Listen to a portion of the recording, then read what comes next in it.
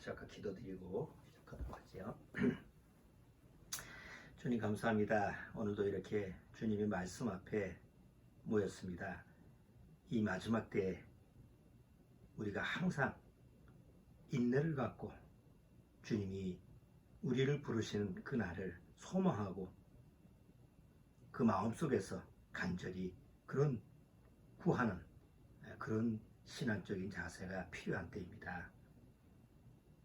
마지막 때라고 하는 것은 구원받은 성도들한테는 참으로 영광된 그런 기쁨 날이지만 구원받지 못한 사람에게는 견디기 힘든 그런 또 하나님의 심판이 되는 줄 압니다. 우리 가족 중에서 또 우리 친지나 우리 주변 이웃들 중에서 그 마지막 하나님의 진노에 들어가지 않는 그런 구원의 은혜가 적용될 수 있도록 주님께서 역사해 주옵소서. 특별히 우리 가족 중에 군생활에 들어간 청년이 있습니다. 어떤 환경이든지 이 세상 환경은 힘들고 고달프고 또 견뎌내야 될 그런 시간이 주어진 줄 압니다. 그러나 그런 기회에 오히려 하나님을 찾을 수 있는 그런 기회가 주어질 수도 있는 줄 압니다. 아무쪼록 그 생활 기간 중에서 하나님을 귀하게 찾을 수 있는 그런 계기가 주어질 수 있도록 주님께서 인도하여 주옵소서. 오늘 말씀을 통해서 마지막 때 우리 마음의 자세가 주님과 나와의 그 사랑의 관계가 어떻게 적용되어야 될지 주님께서 말씀으로 지혜와 명철을 허락해 주옵소서. 시종은 주님께 부탁드리오며 예수님의 이름으로 기도드리옵나이다. 아멘. 자, 오늘은 고린도전서 맨 마지막 16장에 보면 21절 서부터 이제 24절까지 내용을 읽고 시작하도록 하죠. 고린도전서 16장 21절, 22, 23, 24절까지 나 바울은 친필로 너에게 문안하노니 만일 누구든지 주를 사랑하지 아니하거든 저주를 받을지어다. 주께서 임하시느니라. 주 예수 그리스도의 은혜가 너희와 함께하고 나의 사랑이 그리스도 예수 안에서 너희 무리와 함께할지어다. 여기 이제 아마 그 당시에 바울이 상당히 그 눈이 아픈 관계로 주로 편지를 쓸 때 대피를 했던 것 같아요. 누가 이제 받아쓰게 하는 거죠. 그런데 마지막 이제 끝 마무리할 때 그 인사할 때는 이제 사도 바울이 친필로 사인하듯이 이렇게 친필로 썼는데 그 내용 중에서 중간에 보면 만일 누구든지 주를 사랑하지 아니하거든 저주를 받을지어다. 주께서 임하시느니라 라는 그런 말씀이 있어요. 그래서 그 말씀 중에서 이제 우리가 요즘 많이 사용하는 단어가 마라나타죠. 요새 이제 휴거 문제 또 이런 앞으로 주님이 재림하신 이런 부분 이렇게 설교를 하거나 아니면 그런 부분에 대해서 얘기할 때 마라나타라고 하는 그런 단어를 많이 써요.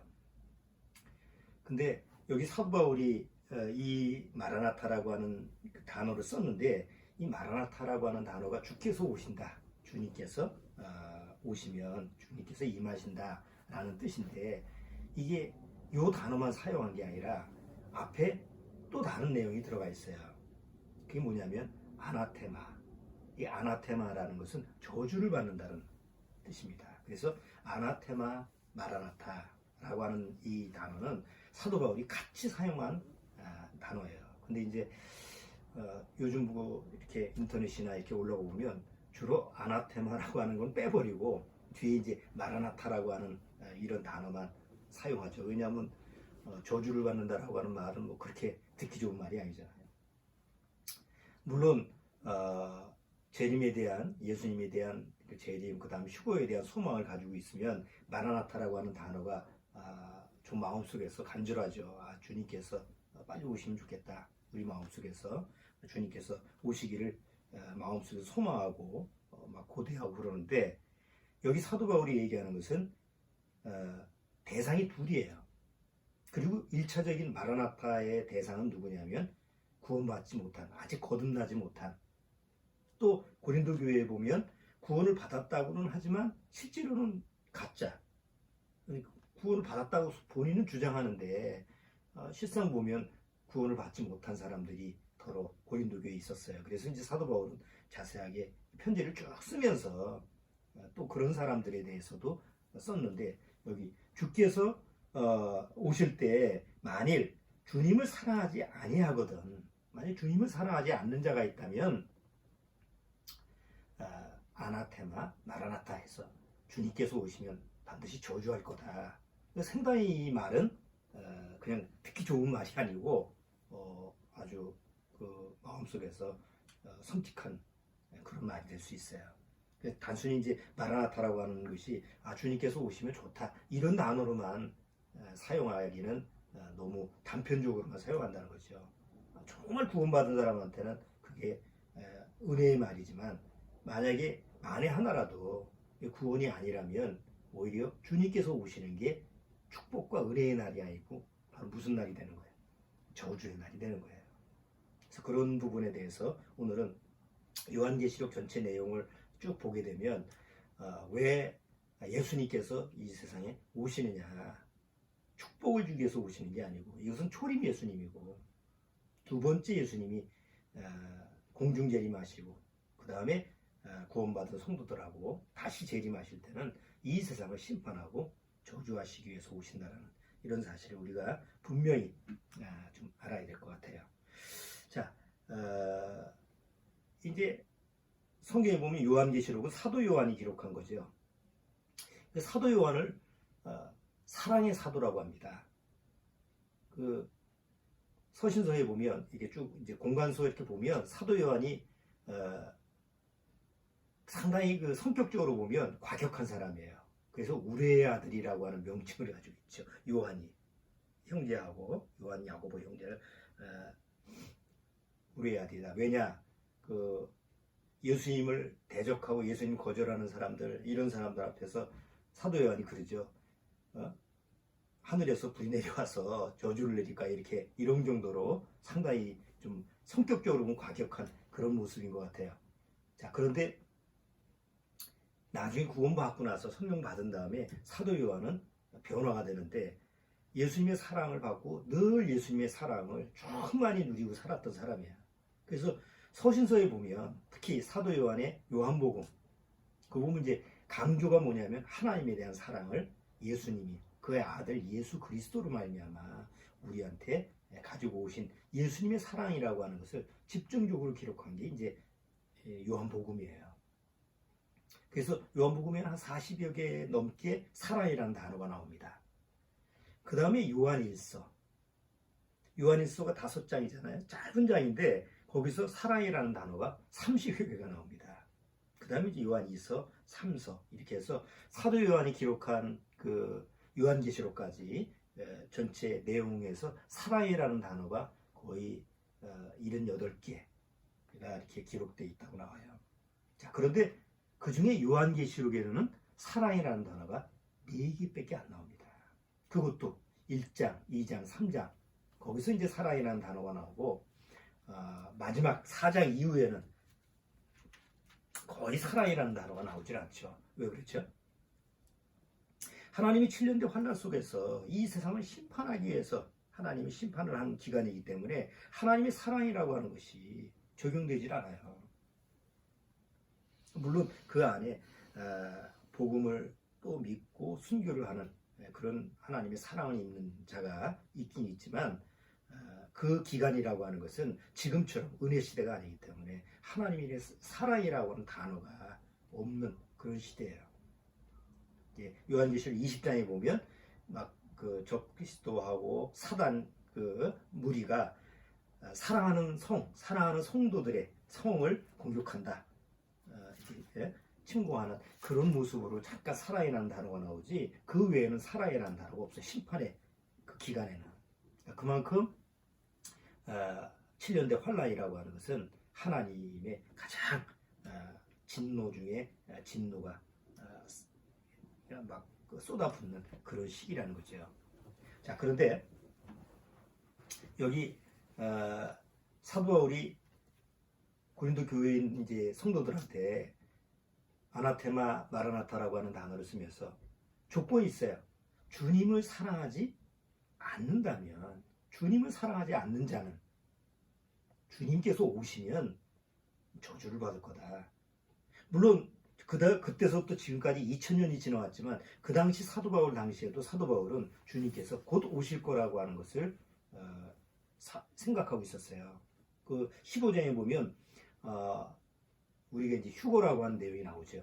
우리가 홀연히 변화할 거다. 우리 몸이 먼저 죽은 자가 일어나고 그리고 그 다음 우리 살아남은 자도 갑자기 변화돼서 주님께서 데려가시는 그런 휴거에 대한 얘기를 15장에서 얘기했어요. 그러니까 사도 바울이 그 당시에 이 일이 우리 때 지금 금방 올 거다라고 하는 그런 생각을 가지고 있었던 거죠. 그러고 나서 이제 2000년이 지난 거 아니에요? 자, 이제 2000년이 지나서 요즘 와서 한번 생각을 해보는 거예요. 사랑. 여기 사도 바울이 아나테마 마라나타 이 말을 했을 때 대다수 우리나라의 기독교인들은 자기한테는 해당이 되지 않는 말로 이제 듣는다는 거죠. 그러니까 아나테마라고 하는 말은 빼놓고 나는 주님을 사랑하니까, 난 주님을 사랑하는 자니까 아나테마, 저주를 받는 건 있을 수가 없어. 난 집사고 장로고 난 목사고 나는 전도사고 나는 그래도 교회에서 헌신을 하고 봉사하고 뭐 이렇게 내가 주님을 사랑하는 걸 주님이 잘 아실걸? 뭐 이렇게 자부를 하면서 마라나타라는 것만 이제 붙들고 있던 거죠.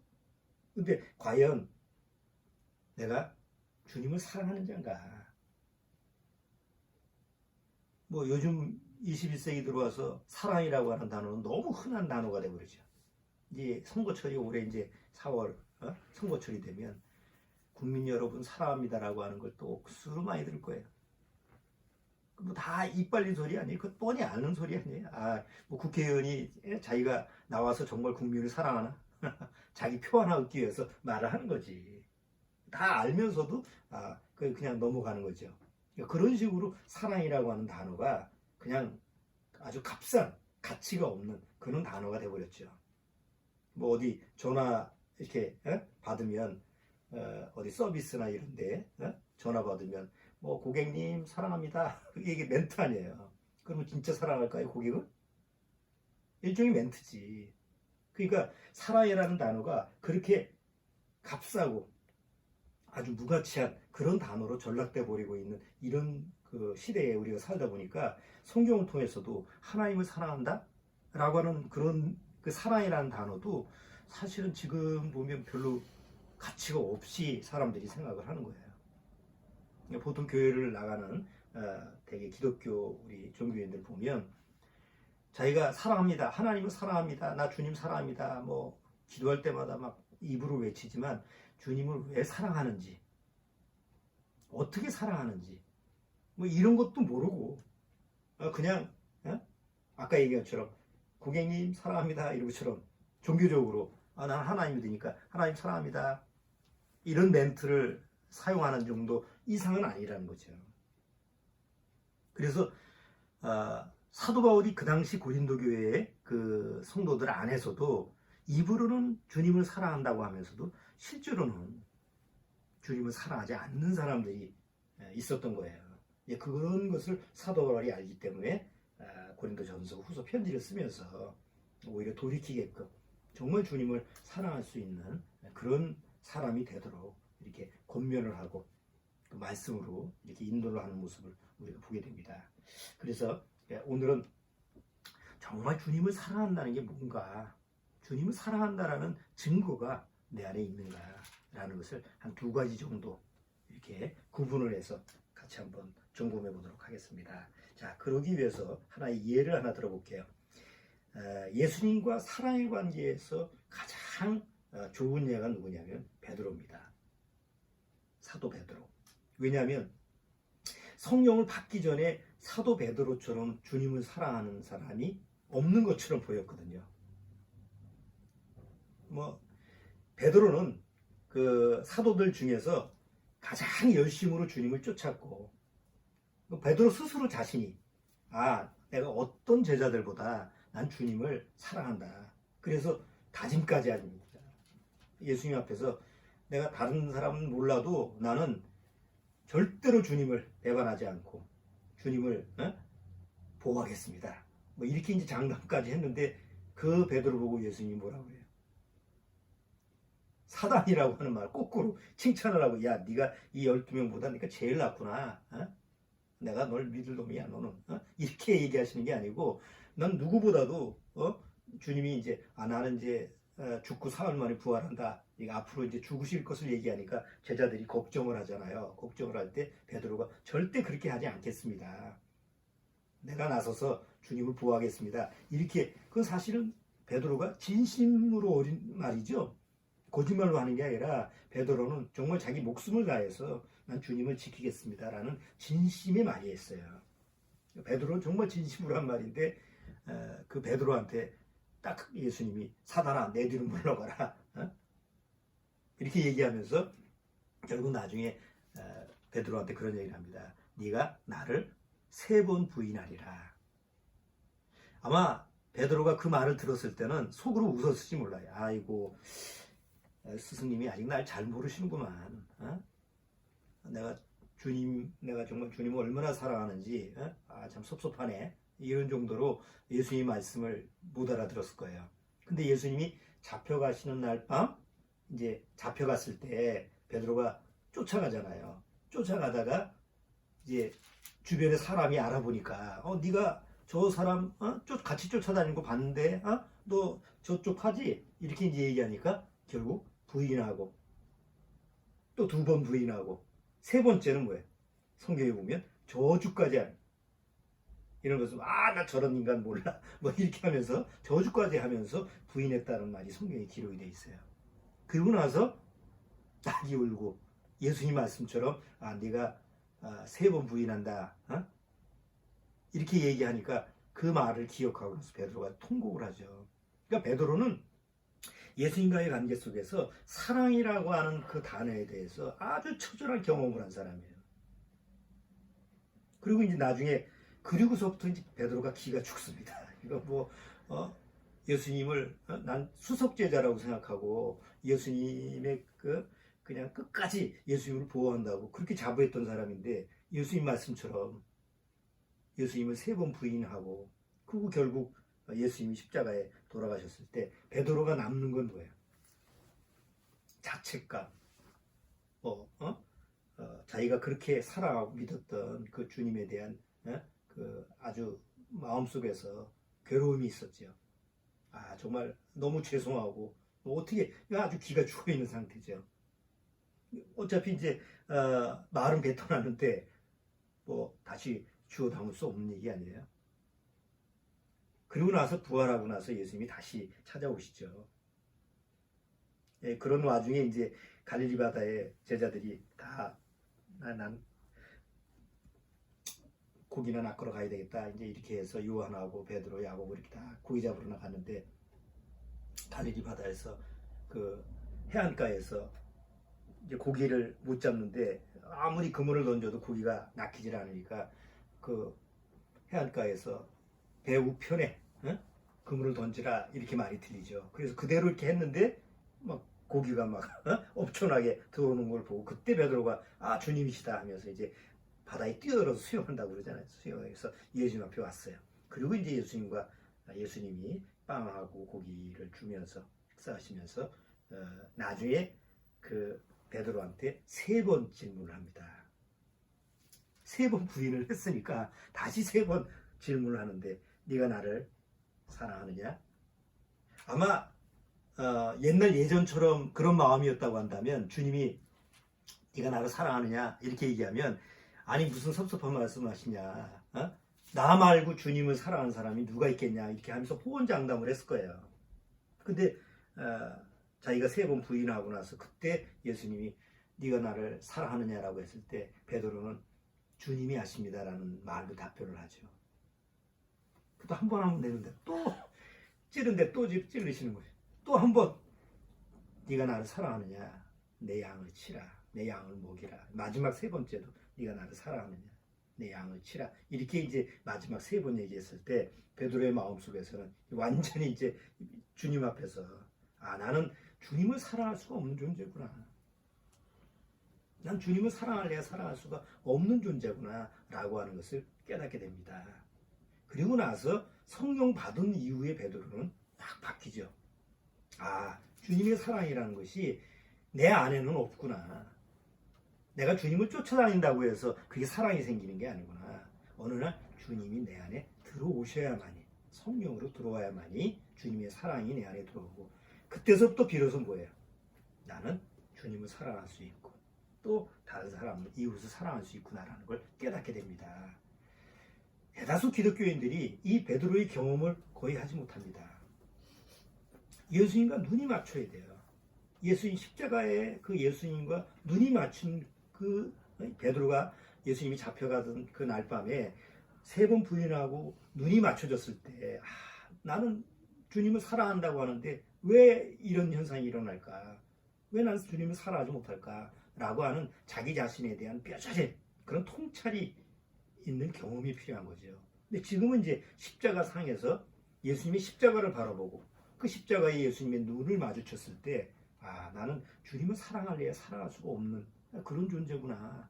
이걸 이제 아주 통감을 하고 베드로처럼 아주 통곡을 하면서 난 주님을 사랑할 수 없는 존재인데 어떻게 하면 좋습니까? 주님 앞에 그 방법을, 해답을 찾아야 되는데 보통 기독교인들은 교회 나가서 사랑하는 법석도 배웁니다. 누가? 내가 사랑하는 법. 쉽게 말하면 앞에서 난 당신을 사랑합니다. 해봐. 그럼 따라서 나는 당신을 사랑합니다. 그럼 그게 사랑이야. 이렇게 교리적으로 배우는 것처럼 교회 나가면 다 그렇잖아요. 하나님이 여러분을 사랑하시니까 여러분도 하나님을 사랑해야 됩니다. 그러니까 주체가 누구예요? 사랑하는 주체가 누구예요? 나라고 가르치는 거예요. 근데 우리가 베드로를 보면 사랑의 주체가 베드로는 성령 받기 전에 나였잖아요. 근데 그게 실패로 들어갔잖아요. 사랑의 주체는 하나님이지 내가 아니거든요. 근데 보통 기독교 종교에서 가르쳐주는 것은 자꾸 내가 하나님을 사랑할 수 있는 그런 능력이 있는 것처럼 맘만 먹으면 내가 하나님을 사랑할 수 있는 그런 사람이 되는 것처럼 그렇게 착각을 하고 어릴 때부터 그렇게 교육을 시키는 거예요. 계명을 잘 지키고 율법을 잘 지키고 하나님 말씀대로 순종하고 또 목사님 말, 전도사님 말 이렇게 잘 듣고 그렇게 하면 그게 마치 사랑이다. 그런 식으로 배워나가니까 어느 날 구원을 받지 못했으면서도 자꾸 하나님을 어떻게든지 사랑해 보려고 애를 쓰는 거예요. 근데 그게 됩니까? 그러니까 이제 주일학교 다니다가 그 다음에 중고등부, 청년부 그 기독교 보통 생활을 하는 사람들의 공통점이 뭐냐면 어릴 때서부터 주님을 사랑하려고 애를 쓴다는 거예요. 근데 사랑을 하려고 해도 안 돼. 입으로는 사랑한다고 하는데 마음으로는 이게 점점 거리감이 느끼니까 점점 멀어지게 되는 거예요. 그리고 이제 머리가 좀 커져. 허구한 날 주님을 사랑한다고 해도 내 안에 채워지는 게 없어. 맨날 허전해. 공허해. 그런 종교인이 돼서 결국 나중에는 떨어져 나가는 거예요. 그렇잖아요? 내가 누구를 좋아하는데, 누구를 사랑하는데, 아무리 쫓아가고 아무리 사랑한다고 해도 응답이 없어. 마치 내가 스토커처럼. 그럼 얼마나 하겠어요? 쉽게 말해서 요즘 어디 아이돌 쫓아가면 얼마나 쫓아다니는 거예요. 애들 중학교나 고등학교 그때나 잠깐 그렇지. 그 다음에 가면 잊어버리잖아요. 그처럼 하나님에 대해서도 뭔가 내가 사랑을 갈구하고 사랑에 대해서 좀 간절하게 찾는데 결국은 그게 적용이 안 됐을 때는 떨어져 나가는 거예요. 우리나라도 지금 그처럼 젊은 사람들이 점점 떨어져 나가는 이유가 교회에서 옛날에는 교회 가서 무슨 음악도 하고 뭐도 하고 이렇게 하지만 요즘 바쁜 세상에 그거 할 시간도 없잖아. 그런 걸로 해서 하나님과 사랑이라고 하는 연결고리를 만들어주려고 하는데 지금 그게 안 통하거든요. 그러니까 흥미를 잃고 점점 뭐 기독교라고 하는 종교에서도 멀어지는 그런 추세예요. 그래서 우리가 베드로를 보면 어느 날 베드로가 예수님의 사랑을 언제 찾았느냐, 언제 발견했느냐, 자기 자신이 하나님을 사랑할 수 없다라는 걸 깨달았을 때 난 스스로 주님을 사랑할 수 없구나라는 걸 아주 절실하게 깨달았을 때 그 베드로가 변화가 됐다라는 것을 우리가 성경을 통해서 알게 되죠. 자, 그래서 이제 베드로의 그 주님과의 사랑의 관계를 통해서 우리가 이제 두 가지를 생각해 볼 수가 있어요. 첫 번째는 뭐냐면 베드로가 성령 받은 이후에 하나님과 주님과의 관계 속에서 사랑이라는 것이 어떻게 적용이 되냐면 첫 번째는 주님만을 사랑하는 사람이 된 거예요. 쉽게 말해서 보통 기독교인들은 하나님을 사랑하는 그 사랑의 법이 우선순위예요. 쉽게 말하면 나는 이 모든 것 중에서 하나님을 제1우선순위야. 하나님을 제1로 사랑하는 거예요. 그럼 2번이 누구야? 우리 가족이지. 3번이 뭐야? 뭐니 해도 뭐니지. 4번이 뭐야? 나는 난 집이야. 난 자동차야. 나는 내 취미생활이야. 많잖아요. 그러니까 보통 세상에서 사랑하면 우선순위로 생각을 하잖아요. 그처럼 하나님 앞에서도 하나님을 사랑하는 것은 어떤 것보다 내가 우선순위가 하나님이야. 이것을 하나님을 내가 사랑하는 걸로 착각을 하는 거예요. 이게 거듭나지 못한 사람의 사랑법이에요. 그럼 한번 예를 들어 볼게요. 우리가 어렸을 때 가장 이제 어려운 질문이 아빠가 좋아, 엄마가 좋아 그래요. 그러면 또 그냥 좀 단순한 아이는 자기가 자기한테 좋게 이렇게 해주면 아빠가 좋다 그러고 또 엄마가 잔소리 많이 하면 아빠가 좋다 그러고 아빠가 잔소리 많이 하면 엄마가 좋다 그러잖아요. 근데 대개 애들은 조금 머리가 좀 튄 애들은 뭐예요? 질문을 회피하죠. 엄마 아빠 다 좋아 이렇게 하든지. 그 질문 자체가 왜 어려울 거야? 아빠가 좋아, 엄마가 좋아. 그러니까 아빠 엄마는 우선순위가 될 수가 없잖아요. 그러니까 우선순위가 될 수가 없는데 순위를 하라니까 어려운 거 아니에요. 아니 내가 내 아내나 남편을 가지고 사랑하는데 어떻게 사랑하냐? 나는 우리 남편이 1순위예요. 우리 남편이 1순위. 2순위는 장동건이에요. 그러면 아내가 내가 1순위니까 기분이 좋아할까? 그렇지 않을 거예요. 아니 남편이 아내를 해도 난 내 아내가 사랑의 대상에서 1순위입니다. 누구보다도 1순위입니다. 그럼 2순위가 있습니까? 네, 2순위 이영애죠.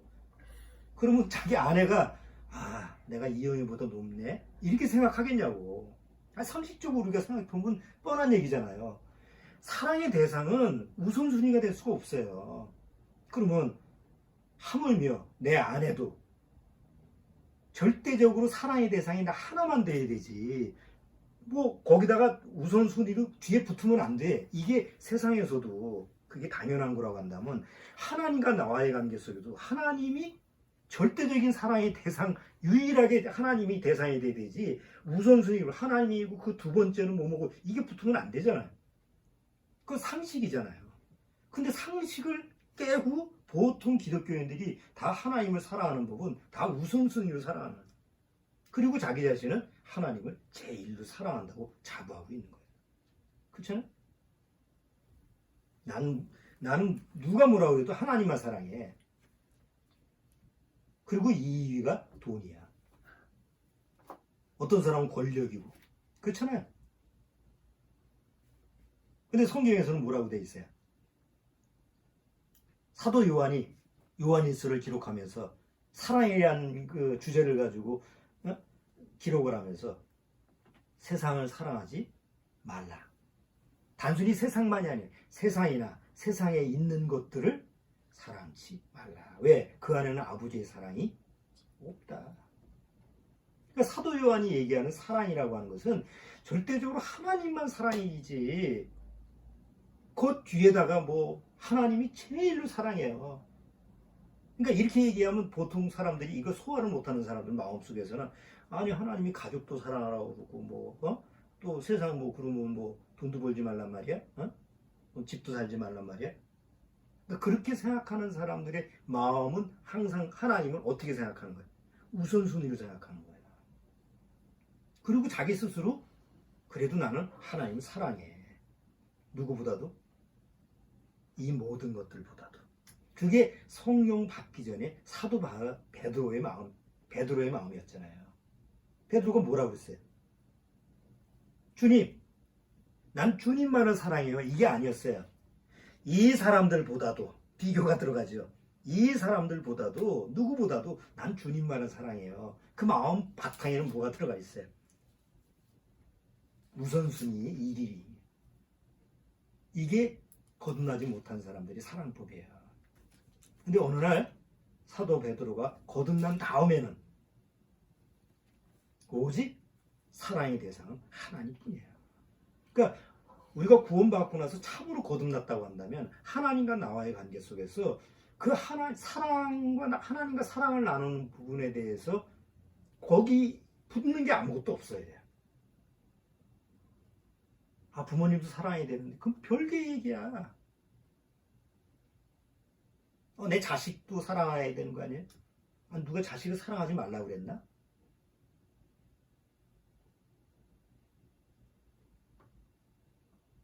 마태복음 10장을 한번 봐.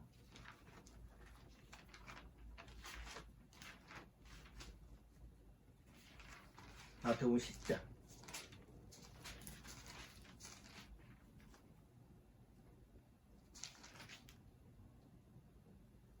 자, 마태복음 10장 37절. 아비나 어미를 나보다 더 사랑하는 자는 내게 합당치 아니하고 아들이나 딸을 나보다 더 사랑하는 자도 내게 합당치 아니하고 또 자기 십자가를 지고 나를 쫓지 않는 자도 내게 합당치 아니하니라. 여기 뭐라고 그랬어요? 자기 부모나 자기 자식이나 자기 형제를 나보다 더 사랑하는 자는 합당치 않다고 그랬죠? 자, 보세요. 만약에 하나님이 1순위라고 합시다. 그런데 내 부모가 2순위예요. 자식이에요. 그렇게 이제 순위가 매겨졌다 합시다. 나는 하나님을 제 1순위로 되는데 환경이 어느 날 확 바뀌었어요. 자식이 막 아파. 뭐 자식이 뭐 대학 입시야. 아니면 무슨 직장 문제야. 그러면 순위가 바뀌어야 안 바뀌어요? 하나님을 1순위로 내가 하나님을 사랑의 대상으로 놨어도 2순위가 있으면 순위가 언제든지 바뀔 수밖에 없어요. 그게 세상 사랑의 차원이야. 하나님만 유일하게 사랑의 대상이 돼 있으면 그 밑에 아무것도 없으니까, 바꿀 게 없으니까 하나님만 사랑이라는 게 있으면 절대적으로 그 사랑 관계가 깨지지가 않아요. 그런데 하나님을 1순위, 그 다음에 뭐 물질, 돈, 2순위가 돈이야. 근데 돈이 있을 때는 하나님이 1순위야. 돈이 없으면 어떻게 될 거야? 돈이 한 푼도 없어. 그럼 그때도 하나님을 1순위로 둘까? 아니란 말이야. 또 획가닥 바뀌어서 또 그쪽으로 매달리지. 그러니까 사도 요한이 세상에 있는 것들을 사랑치 말라라고 하는 것은 필요 없다는 얘기가 아니잖아요. 하나님과의 사랑의 관계 속에서 개입시키지 말라는 거지. 왜 세상 것 구하지 말라 성경은 기록되어 있는데 그렇게 기록되어 있는데도 그건 무시하고 세상 걸 구하죠. 더 큰 집, 더 좋은 차, 더 좋은 환경, 더 좋은 건강 이런 거 가지고 하나님께 기도하는 사람들. 마음에 순위가 매겨져 있는 거예요. 제1순위 하나님. 나는 하나님이 제1입니다. 그래도 돈은 필요하지 않습니까? 그래도 집이 필요한 거 아니에요? 차도 필요하죠. 그러니까 주셔야 되지 않습니까? 하나님을 내가 1순위로 사랑의 대사로 부었으니까. 이거 거래하자는 거예요? 그런 마음보가 바로 하나님의 사랑을 수은이를 결정하는 그런 사람들이 사도 바울이 얘기하는 아나테마 마라나타라는 말로 경계를 하는 거예요. 네가 주님을 사랑한다고 하면서도 정말 주님만을 사랑하느냐. 뭐 세상 뭐만 있으면 그쪽에 빠져서 주님은 아랑곳하지 않고 생각하지 않는 게 그게 무슨 사랑이냐. 세상적으로 아까 얘기한 것처럼 난 사랑하는 아내가 예수님이다. 그럼 그걸 기분 좋아할 아내가 어디 있겠냐. 하물며 하나님을 1순위로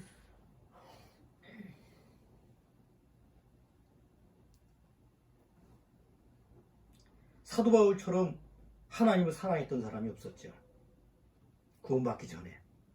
얼마나 그 사람이 사랑에 대해서 좀 극단적이었냐면, 그러니까 사랑을 해도 극단적인 사람이 있잖아요. 이 사도 바울은 얼마나 하나님을 사랑했냐면 예수 그리스도를 믿는 사람을 죽이는 것이 그게 하나님을 사랑하는 행동이다라고 하는 걸 알고 실천했던 사람이잖아요. 이렇게 과격했던 사람이죠. 근데 어느 날 다메섹 도상에서 예수님을 만나서 횟가닥 바뀌었어요. 사도 바울이 그 다음에 바뀌고 나서 그 사도 바울 안에 하나님이 주님의 사랑이 들어왔을 때 어떻게 바뀌었어요? 옛날에는 남을 죽이는 게 하나님의 사랑법이었잖아. 사도 바울이 구원받기 전에는 그래 하나님의 법에 어긋나거나 아니면 율법에 어긋나거나 어쨌든 내가 보기에 저거 어긋나는 놈들은 다 죽이는 것이 그게 하나님의 사랑이야 라는 왜곡된 사랑을 가지고 있었죠. 근데 어느 날 거듭나고 나서 사도 바울의 사랑법은 남을 죽이는 게 사랑이 아니구나, 나를 죽이는 게 사랑이구나 이렇게 바뀌었어요. 그래서 고린도 15장에 고린도전서 15장에 보세요. 똑같은 게 16장 앞에 보세요. 고린도전서 15장. 자, 15장 31절. 형제들아, 내가 그리스도 예수 우리 주 안에서 가진 바 너에게 대한 나의 자랑을 두고 단언하느니 나는 날마다 뭐예요? 죽노라. 아, 이게 주님을 사랑하는 법이구나라는 거예요. 왜? 자꾸 나는 하나님을 제일로 사랑하고 두 번째는 또 내가 사랑할 대상을 두는 게 이게 육이에요. 그러니까 우리가 우리의 육신의 성품을 보면 여전히 주님을 사랑하는 그런 모습이 있어요. 육신 안에도. 근데 그건 주님이 원하는 사랑이 아니라는 거지. 왜? 그건 육에서 나오는 거고 옛사람의 성품에서 나오는 거고 옛 마음에서 나오는 거니까 거짓사랑이라는 거예요. 그럼 진짜 사랑이 내 안에 있으려면 옛사람의 그 옛 마음, 옛 성품은 죽어야 돼요. 그러니까 우리가 예수 그리스도와 함께 십자가에서 죽었지만 여전히 우리가 살아있잖아요. 하나님의 말씀으로는 죽은 자지만 육으로는 여전히 가지고 있다 보니까 성품적으로 옛 성품이 자꾸 살아나와서 자꾸 하나님보다 뭐예요? 세상을 더 사랑하고 세상 것을 더 사랑하려고 하는 요소가 나와요. 그렇기 때문에 어떻게 돼요? 정말 구원받은 사람은 하나님을 사랑하려고 노력하지 말고 바로 내가 하나님 앞에서 예수 그리스도와 함께 십자가에 죽었다라는 것을 늘 시인하는 삶이 되어야만이 진짜 하나님만을 사랑하는 사람이 되는 거예요. 근데 이게 구원받은 사람한테는 가능해요. 그런 능력을 줬기 때문에. 근데 구원받지 못한 사람은 죽었다 깨나도 이게 안 되는 거예요. 자, 두 번째는 사도 요한이 첫 번째는 하나님만을 사랑하는 사람이 정말 주님을 사랑하는 증거지만 또 하나가 있어요. 또 하나가 뭐냐면 하나님과 그의 아들 예수 그리스도와 사귀는 그런 모습이 하나님을 사랑하는 증거다라고 사도 요한은 요한일서에 기록하고 있어요. 요한일서 한번 보죠.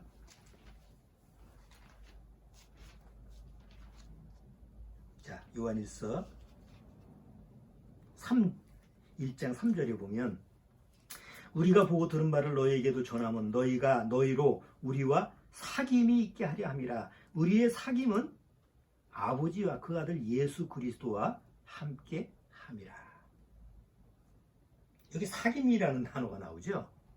우리말 사귐이라고 하는 것은 조금 받아들이기가 오해의 소지가 많아요. 영어로는 펠로우십이라고 하고, 이제 헬러에서 나온 말은 코이노니아, 뭐 그런 것만 많이 하죠. 기독교에서 뭐 코이노니아 해가지고 뭐 찬양도 있고 뭐 모임도 있고 그래요. 근데 그게 이제 우리말로 사귐, 교제 이렇게 하는데, 한번 이렇게 한번 생각해 보세요. 아들이 난 아빠하고 사겨. 그러면 이상하죠. 근데 딸이 난 아빠하고 사겨 그러면 더 이상하죠. 더 문제가, 이 어감이 더 큰 문제가 되는 거예요. 뭐 아버지하고 아들, 딸이 뭐 서로 사귄다 그러면 좋게, 뭐 그럴 수도 있지, 뭐 친근한가 보다 이렇게 생각을 했어요. 근데 남학생이 나 선생님하고 사귀어요. 그런 말 쓰면은 문제가 되죠. 여학생이 난 우리 담임 선생님하고 사귀는데요. 이러면 이제 난리가 나죠. 그러니까 사귐이라고 하는 단어를 우리가 사용할 때 우리말로 이렇게 사귐, 뭐 교제하면 뭐 원조 교제, 뭐 이런 걸로만 와전이 되다 보니까 사귐이라는 단어를 보통 잘 안 쓰잖아요. 그러니까 난 친구랑 사겨. 너 나쁜 친구하고 사귀면 안 돼. 좋은 친구를 사겨라. 이렇게 친구하고 관계 속에서 뭐 사귄다, 뭐 이웃과 사귄다, 이런 거 동등된 입장에서는 그게 오해의 소지가 없는데, 뭐 부모, 뭐 스승, 뭐 이런 쪽에서 얘기할 때는 오해 소지가 많잖아요. 근데 우리가 성경을 통해서 그러면 하나님과 그의 아들 예수 그리스도와 사귄다라고 하는 말이 그게 쉬운 말일까? 우리가 그냥 읽어보면 하나님 아버지와 그의 아들 예수 그리스도하고 사귄다고?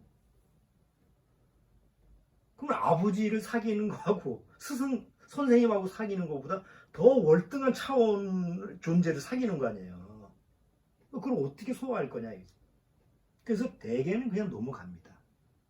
뭐 어려우니까. 그게 뭐 신학적으로 코이노니아가 해가지고 서로 뭐 우리가 같이 교제 나누고 뭐 같은 형제요 자매 이렇게 설명을 하지만 사실은 구원받기 전까지는 그게 접수가 안 돼요. 근데 어느 날 구원받으면 그게 자연스럽게 누가 이렇게 해석을 안 해줘도 하나님 아버지와 그의 아들 예수 그리스도와 사귀는 게 뭐냐라고 하는 것이 이게 마음에서 이게 소화가 돼요. 이거 누가 설명을 해줘가지고 소화가 되는 게 아니고 그냥 마음속에서 적용이 돼. 왜? 실제로 하나님 아버지하고 사귐이 되고 그의 아들 예수 그리스도하고 사귐이 이루어지는 겁니다. 근데 여기서 여기 3절이 잘 보시면 우리가 보고 들은 바를 너에게 전하면 너희도 우리와 사귐이 있게 하려 함이라. 여기 우리라는 건 사도들이에요. 구원받은 말씀을 가르치는 사도들. 사도들과 사귐이 있게 하리라. 쉽게 말해서 우리가 교제를 나눈다고 그러잖아요. 근데 교제를 나누는데 구원받은 사도, 그러니까 사도들과 교제를 나누는 그 가운데 속에서 무슨 역사가 일어나냐면 그런 교제 가운데서 하나님과 아들 예수 그리스도의 사귐이라는 원리가 적용된다는 거죠.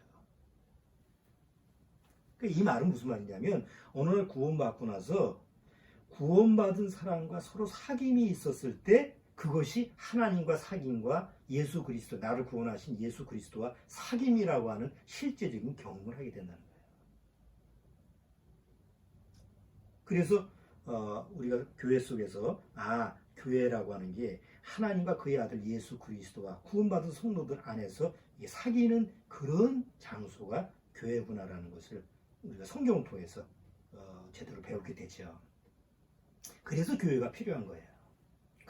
뭐 하나님 앞에 뭐 종교 생활을 하고 하나님께 뭘 보이고 뭐 전도를 하고 이러기 위해서 모이는 게 아니고 사귐 때문에 모이는 거예요. 왜 친구들과 사귀죠? 아이들이 학교 가면 친구들하고 사귀잖아. 왜 친구들하고 사귀어? 심심해서. 심심해서 또 혼자 노는 애가 왕따 당하는 거예요. 친구들과 애들이 이렇게 사귀는 건 자연스러운 거예요. 왜 사귀냐? 그냥 사귀는 게 아니고 그냥 심심해서 사귀는 거예요. 왜 이성끼리 사귀죠? 그 허전해서 사귀는 거야. 그런 거 안 하는 사람은 안 허전해서 그냥 관심이 없잖아. 허전하면 사귀게 되는 거야.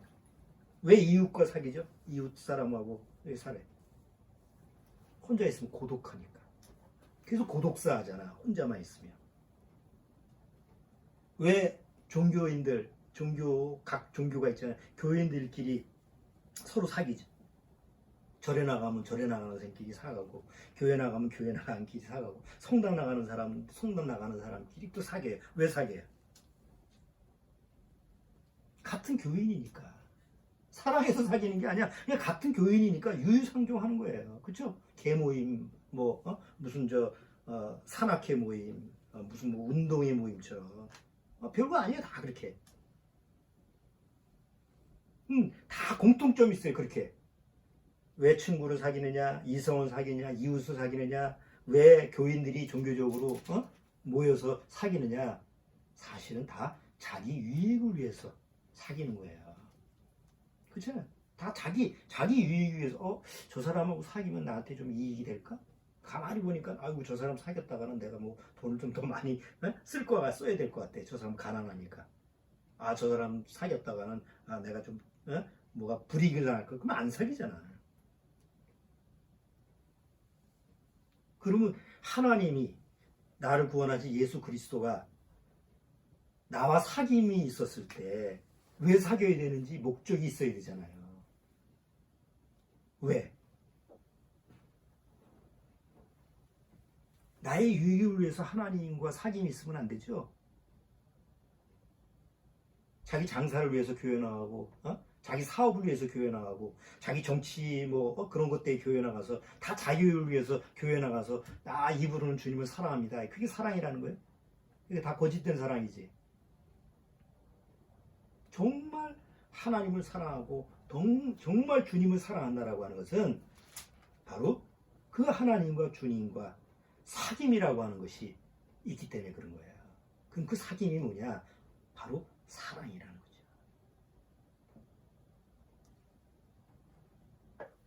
정말 거듭난 성도가 구원받은 성도끼리 교제를 나누면서 무엇을 발견하냐? 이렇게 우리가 영원히 사는 거구나. 육체로 영원히 산다고 한다면 같이 살고 싶은 사람 별로 없어요. 별로 없는 게 아예 없지. 계속 좋은 사람이 어디 있어. 좋기도 하고 싫기도 하고 다 그런 거 아니에요? 부모 자식 간에도 그렇고 부부지간에도 그렇고 육이라고 하는 것은 항상 좋을 수가 없어요. 그런데 어느 날 거듭나고 나서 하나님 아버지와 그 예수 그리스도와 사귐이 이루어지면 항상 마음속에서 어떤 소망이 생겨요? 난 하나님과 영원히 살고 싶다. 난 나를 구원하신 주님과 예수 그리스도와 영원히 살고 싶다. 이 영원한 생명의 삶에 대해서 간절해지는 거예요. 정말 마음속에서 그게 기대가 되고 그걸 마음속에서 갈구하는 거예요. 그게 어디서 온 거냐? 바로 하나님 아버지와 예수 그리스도의 사귐이라고 하는 데에서 내 안에서 그게 경험되지는 거죠. 자, 이렇게 하나님과 나와의 관계 속에서 사도 베드로나 사도 바울처럼 어느 날 성령 받고 나서 구원 받은 다음에 마음속에서 오직 하나님만이 내가 사랑의 대상이다. 그 외에는 아무도 없어. 그럼 부모고 자식이고 누구도 주님과 나하고 사랑의 관계 속에서 개입돼서는 안 돼. 어느 날 내가 주님과의 사랑과 하나님과의 사랑 안에서 내가 부모를 사랑하게 되고 내가 남편을 사랑하게 되고 내가 아내를 사랑하고 내 자식을 사랑하게 되는 거죠. 왜? 주 안에서 사랑하라고 그랬잖아. 성경에서는 그냥 사랑하라고 하지 않았어요. 주 안에서 사랑하라고 그랬어요. 그 주 안에서 사랑하라고 하는 건 뭐예요? 먼저 내가 어디 안에 있어야 돼? 주님 사랑 안에 있어야지. 그리고 나서 그 사랑, 주님이 나한테 주신 사랑으로 사랑을 하는 거예요. 그렇지 않은 건 다 자기 유익이에요. 그건 스스로 알 거예요. 내 이익을 위해서 내가 부모를 사랑하는 거지, 내 유익을 위해서 자식을 사랑하는 거지. 그건 본인들이 알아요. 그걸 무시하고 그래도 나는 그들 중에서 내가 사랑하는 대상 중에서 제일 1등이 하나님이잖아. 그렇게 자기를 속이는 것 뿐이지. 그거는 거짓된 사랑이라는 거죠. 하나님이 원하시는 사랑은 그게 아니에요. 오직 하나님만을 사랑해요. 그래서 하나님만을 사랑하게 하기 위해서 십자가에서 어떻게 해요? 나를 예수님과 함께 죽이는 거예요. 그렇지 않고서는 하나님만을 사랑하는 존재가 안 되거든. 그러니까 옛사람은 끊임없이 세상 것을 사랑하려고 하고 끊임없이 세상 것을 쫓으려고 하는 그 옛성품, 옛마음, 옛사람을 예수님과 함께 십자가에서 죽게 하고 다시 살려서 이제 새 사람으로 만들어서 오직 주님만을 사랑하게 하고 그리고 예수 그리스도와 사랑의 교제를 사귐을 나는 예수님과 사겨 원조 교제가 아니잖아 지금. 이 세상적에서는 그런 타락한 게 아니잖아. 내가 주님을 사랑하는 거는 정말 순수하게 거짓이 없는 그 사랑을 주님과 나누는 그 가운데 속에서도 이제 그 사랑을 힘입어서 다른 사람을, 내 가족을, 내 자식을, 또 세상 사람을 사랑할 수가 있다는 거예요.